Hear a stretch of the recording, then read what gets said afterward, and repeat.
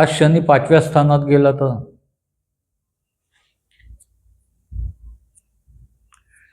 हे एखादी व्यक्ती जगात सर्वोत्कृष्ट असते,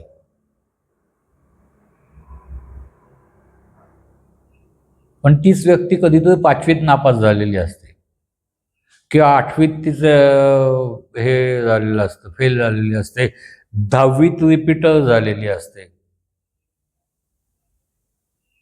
ग्रॅज्युएशन काठावर झालेलं असू शकतं, पैसा भरपूर आहे, यश चांगलं आहे, समोरचे वक्तृत्व बेस्ट आहे, कला अंगात चांगली आहे, व्यवस्थापन चांगल्या पद्धतीनं हँडल करतोय, पण विद्येत त्याला थोडासा प्रॉब्लेम आहे. शिक्षण यथातथाच आहे. ग्रॅज्युएशन नंतर का शिकला नाही माहित नाही, ग्रॅज्युएट झालाय मात्र. हे ज्या वेळेला एखाद्या मुलाचं तुम्ही वर्णन करायला लागतं त्यावेळेला तो उपवर जर असेल तर त्या समोरच्या वधूनं लक्षात घेतलं पाहिजे की याचा शनी 5व्या स्थानात आहे. मग 5व्या स्थानातलं शनी काय सांगतोय तुम्हाला? लॉजिकल चांगलं आहे, डोकॅलिटी चांगली आहे, कमाई चांगली आहे, अभ्यासात यथातथ आहे. लक्षात घ्या, हा माणूस किंवा ही मुलगी जे काय असेल तर समोरच्या उपवर किंवा उपवधून कॅल्क्युलेशन ठरवायचं की हे रोमॅन्टिक नाहीत, सरळ चालणारी व्यक्ती आहे. म्हणजे उगाच तुम्हाला मिठीत घेऊन नाचेल किंवा कुठंतरी हिल स्टेशनला घेऊन जाईल असं काहीही होणार नाही. उगा महिनाभर किंवा 15 दिवस आणि म्हणून 1 आठवडा ओके बाद झाला, 5-6 दिवस लाड केले, भरपूर झाले, चला परत. इतकं ते म्हणजे आपण त्याला असं म्हणू की साहित्य क्षेत्रात किंवा कला क्षेत्रात जे एक आसक्ती असायला लागते ना ती यांना कमी असते. हा, ते जर त्या फील्डमध्येच काम करत असतील ना, म्हणजे या ठिकाणी शनी असलेला माणूस एक यशस्वी प्रकाशक असू शकतो, लेखक नाही. एक यशस्वी वितरक असू शकतो, लेखक नाही. या स्थानी असलेला एखादा व्यक्ती चांगला दिग्दर्शक होऊ शकतो, अभिनेता नाही. समोरच्याचं काय चुकलं किंवा त्यांनी काय इम्प्रूव्हमेंट केली पाहिजे याबाबत ज्ञान देण्याची निश्चित ताकद या व्यक्तीत आहे. कामाच्या स्वरूपात न बघून आणि स्टाईलमध्ये. पण ते स्वतः करायचं म्हणलं तर त्यांना तेवढंच जमेल. एक चांगलं उदाहरण म्हणून तुम्हाला मी सांगू शकतो की ज्या व्यक्तीनं मोठमोठे कलाकार घडवले ती व्यक्ती आयुष्यात कधी प्रेक्षकांच्या समोर फारशी आलेली नाही, नसते म्हणजे. पण समोरच्या व्यक्तीनं काय केलं म्हणजे त्याची डेव्हलपमेंट चांगली होईल हे समजावून सांगणारा गाईड जो असतो तो हा 5वा शनी असतो. खूप वेळेला समीक्षक असतो, या शनीला समीक्षा उत्तम जमते. खूप मोठमोठे समीक्षक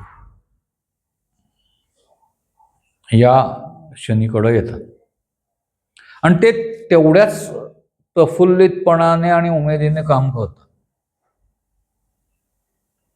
हे यांच्याबाबत जर सांगायचं ना, आवडीचं यांचं हे असतं की समोरचा नट ठोकळा आहे हे सांगण्याकरता मी ठोकळा बनावं किंवा मी अभिनयाच्या क्षेत्रात यावं याची काही गरज नाही, समोर बघितल्यावर कळतं गाढव गाढव आहे. इतकी त्यांची सरळ नीती असते, नीतीच म्हणू आपण, जशी हिसाब नीती असते ती या शनीची नीती असते. जमतं सगळं, पण ते फक्त तोंडाने, करायला नाही. म्हणलं तो समोरचा पहिला आला, मग येऊ दे की, एवढं काय झालं, कोणीही पहिलं येतं. मग बाबा तू का नाही येत? नाही माझी इच्छा पहिलं यायची. Majority carries the point. जास्तीत जास्त लोक कुठं असतात? 100 विद्यार्थी जर पेपर देत असतील, पहिला येणारा एक असतो. 2 ते 15 पर्यंत, काही काही वेळेला 2, 3 असे विद्यार्थी असतात. त्यामुळे सगळे मिळून आपण ते 30 लोक धरू. नापास झालेले एक 10-12 जण असतात. मग समजा पहिला येणारा 100 पैकी 100 मार्क मिळवणार असेल तर तो 10वा 12वा जो कोण 30वा आलेला आहे त्याला 100 पैकी 80 पर्यंत आलेला असतो तो. म्हणजेच 50 ते 80 मध्ये राहिलेली 58 मुलं असतात. कशी काय? अरे ही 30 गेली, नापास झालेली 12 गेली, 42 गेली, राहिलेली 58 कुठं आली? त्या 58 मध्ये मी एक. Majority carries the point. समूहाबरोबर मी राहतो. हे 5व्या शनीचं तत्वज्ञान. हा शनी 6व्या स्थानाला गेला ना की लक्षात घ्यायचं, या माणसाच्या व्हिम्झिकलपणामुळे किंवा विक्षिप्तपणामुळे याला शत्रू भरपूर आहेत. फक्त याची ताकद, कपॅसिटी अशी आहे की कोणी त्याच्या तोंडावर जाहीर शत्रुत्व स्वीकारत नाही. समोर आला तर नमस्कार, स्वतःहून त्याच्या समोर जाण्याचा प्रयत्न करणार नाही किंवा करायची इच्छाही नसते कित्येक वेळेला लोकांची. आपण एखादा गल्लीतला आडदांड दादा म्हणू ना, तशा प्रकारची या शनीची अवस्था असते. मजबूत कपॅसिटी, आवाजात जोर, अंगात रेड्याचं बळ. खूप जाडही नसतात, खूप पातळही नसतात, मीडियम शरीरयष्टी, पण कपॅसिटी असलेली. धाडस प्रचंड. समोरच्यानी 1 वाजवली तर समोरच्याला 4 वाजवण्या इतपत धाडस. आणि कुणालाही न घाबरणं ही या स्थानावरच्या शनीची, आपण त्याला गुणवत्ता म्हणायची का दुर्गुणवत्ता म्हणतो हे तुम्ही ठरवा. पण एक आहे, ही मुलं लहान वयापासून डांबरट असतात, मुलं असो मुली असो. समजा आपण पेपरमध्ये वाचताना एखाद्या वेळेला जर बातमी येते की एखाद्या तरुणीनं गुंडगिरी किंवा मवालीगिरी करणाऱ्या पोराला चाट टाकून पाडला, धुतला आणि पोलिसांच्या ताब्यात दिला. लक्षात घ्यायचं, हिचं 6वा शनी. ती कपॅसिटी देतो, ती ताकद देतो, झगडणे, भांडणे. व ते असं सत्याविरुद्ध किंवा असत्याविरुद्ध किंवा सत्तेविरुद्ध असं काही नसतं.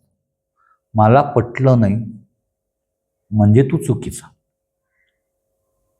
हे खूप एक अगदी चांगलं हे द्यायचं झालं तर आम्ही ज्या वेळेला कॉलेजमध्ये होतो त्यावेळेला पुण्यातल्या बऱ्याच रस्त्यांवर सायकली जास्त चालायच्या. सायकलवरनं जाताना सायकल झिगझॅग करून माझ्या समोरनं गेला,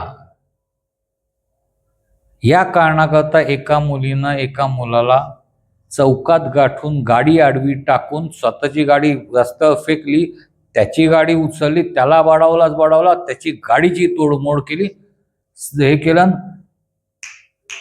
आता तू तुझ्या बहिणीच्या सायकललाही झिगझॅग करणार नाहीस बरं का, असं सांगून त्याला गाडी घेऊन निघून गेली.